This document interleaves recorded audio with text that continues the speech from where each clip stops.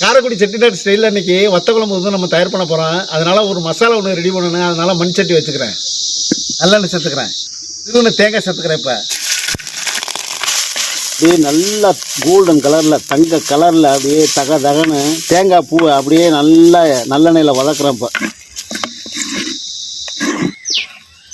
நல்லெண்ணெய் சேர்த்துக்கிறேன். சுண்ட வத்தல் வறுக்கிறதுக்கு அலுவல சுண்ட வத்தல்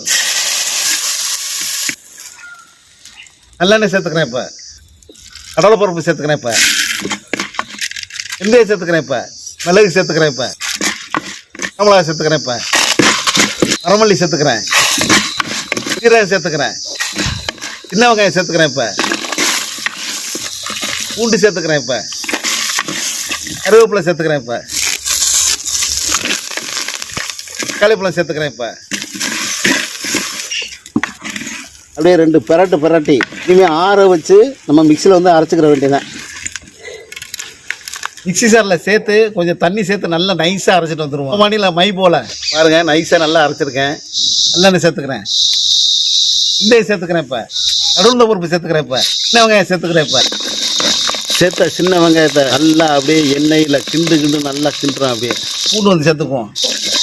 பச்சை மிளகா சேர்த்துக்கிறேன். இப்போ கருவேப்பிலை சேர்த்துக்கிறேன். இப்போ மஞ்சள் தூள் சேர்த்துக்கிறேன். மிளகாய்த்தூள் சேர்த்துக்கிறேன். இப்போ எல்லாம் கலந்து அரைச்ச தூள் சேர்த்துக்கிறேன். இப்போ புளியம்பழத்தை எடுத்து 1/2 லிட்டர் தண்ணியில் நல்லா 1/2 மணி நேரம் நல்லா ஊற வச்சு இப்போ கரைச்சி இப்போ சேர்த்துக்கிறேன். இப்போ அளவில்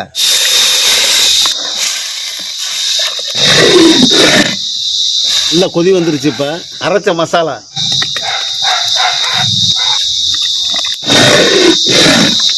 கூட்டி வச்ச குழம்பு நல்லா வத்திருச்சு. வறுத்த சுண்டவத்தில் சேர்த்துக்கிறேன். இப்போ நம்ம சேர்த்த சுண்டவத்தில் வந்து நல்லா குழம்போட நல்லா கொதிச்சு நல்லா வத்திக்கிட்டு இருக்கு. கல் உப்பு வந்து சேர்த்துக்கிறேன்.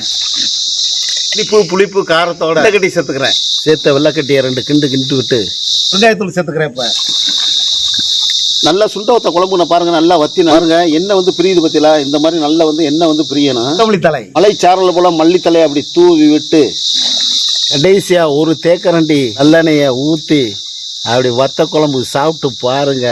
அடாடாடா, ஒரு தட்டுக்கு 2 தட்டு சோறு சாப்பிடலாங்க. சைடிஸுக்கு வந்து அப்பளம் வச்சு சாப்பிட்டு பாருங்க. அவ்வளோ ஒரு ருசியாக இருக்குங்க அந்த வத்த குழம்பு. நண்பர்களே, அருமையான முறையில் வில்லேஜ் கழுத்துப்படி ஸ்டைலில் நம்ம வத்த குழம்பு வந்து நம்ம தயார் பண்ணிட்டோம்.